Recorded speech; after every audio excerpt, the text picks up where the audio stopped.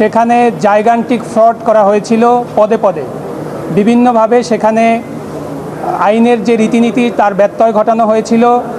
সেখানে জনাব ইশরাক হোসেনের পক্ষে যারা সাক্ষী দিয়েছেন সেখানে অনেক ধরনের ইলিগালিটিস ছিল এবং মামলা আর্জি সংশোধনের ক্ষেত্রেও আইনের যে রীতিনীতি রয়েছে সেগুলোর ব্যত্যয় ঘটানো হয়েছে, সেগুলো মানা হয়নি।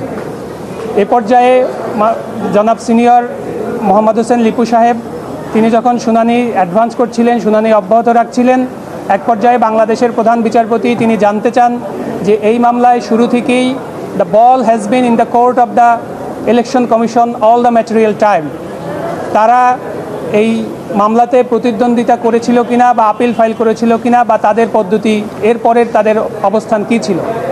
তখন লার্নেড সিনিয়র জানান যে ইলেকশন ট্রাইব্যুনাল এই মামলায় পার্টি ছিল, কিন্তু তারা এই মামলায় প্রতিদ্বন্দ্বিতা করেনি।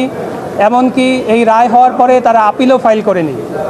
আপিল ফাইল না করে তারা গেজেট প্রকাশ করে দিয়েছে এবং আমরা যখন এই রিটটি মহামান্য হাইকোর্ট বিভাগে ফাইল করি তখনও নির্বাচন কমিশনকে আমরা কপি সার্ভ করেছি, কিন্তু হাইকোর্টেও তারা প্রতিদ্বন্দ্বিতা করেনি।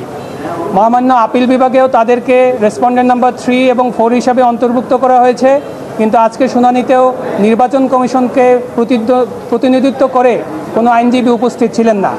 এ পর্যায়ে বাংলাদেশের প্রধান বিচারপতি তিনি বলেন যে এই মামলায় নির্বাচন কমিশনের বক্তব্য শোনা দরকার, সেজন্য এই মামলার আজকের শুনানি তিনি মুলতবি করেছেন এবং আগামীকালকে নির্বাচন কমিশনকে হাজির হওয়ার জন্য, অর্থাৎ নির্বাচন কমিশনের যিনি প্রধান নির্বাচন কমিশনার এবং নির্বাচন কমিশনের সচিব তাদের বক্তব্য শোনার জন্য আগামীকালকে এই মামলাটির শুনানি মুলতবি করেছেন এবং রেজিস্ট্রার জেনারেল অফিসের মাধ্যমে তাদেরকে নোটিশ ইস্যু করার জন্য তিনি নির্দেশনা দিয়েছেন।